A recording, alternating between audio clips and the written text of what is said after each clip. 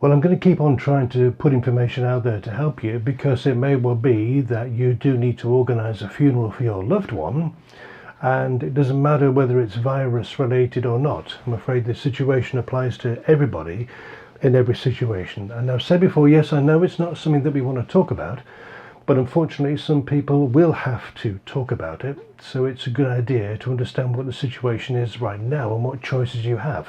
For example, I spoke to a family yesterday, and they have decided now they were going to have at the end of last week it was going to be a big funeral. They've decided now to have no funeral at all. It's going to be what's called a direct cremation. And they will then have their celebration, their memorial, whatever word you choose to call it, at another time when this has all died down a bit. And one of their first questions to me was, presumably we've got to have that service or celebration back in the crematorium. And I said, no. Because, remember, a funeral is not a legal thing. You can have a funeral wherever you like. Doesn't matter. That hotel, in a marquee in your back garden, I mean, wherever you like, because you can have a funeral anywhere. They didn't know that. They didn't realise that. So then they called me back later, having spoken amongst themselves, and they've decided to have a memorial, which is the word they've chosen for it, at another time in their local village hall. Fantastic. Because then they can really celebrate the life that they want to say goodbye to. So do please bear in mind, if your funeral director says to you that you can't have a funeral and you may not attend, then you can have a memorial later in a completely different place of your choice. Because, double underlined, it's not a legal thing. Now, I send this material all over the place, so I should stress this applies to Britain. Okay, it might be different where you are watching this now, but that's what the situation is here now.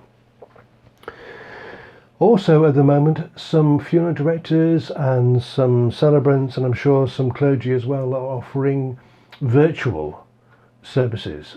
So if you really feel you need to say goodbye right now in some form, they're offering online ceremonies.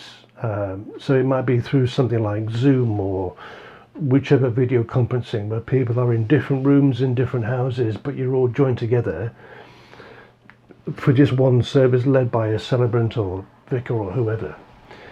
It's an option. Some people are offering it.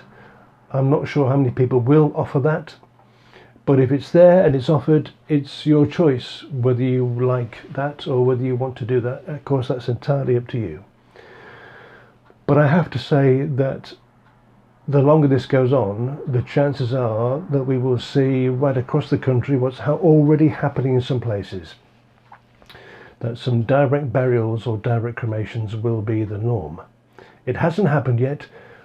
It's all guidelines still, and with all guidelines it's all still a bit vague and no one really knows exactly what's going on. So do please talk to your funeral provider, who should be able to tell you what's actually happening in your area right now, because what's happening in my area could well be different to yours. So do please check, regardless of whether it's a virus related situation or not.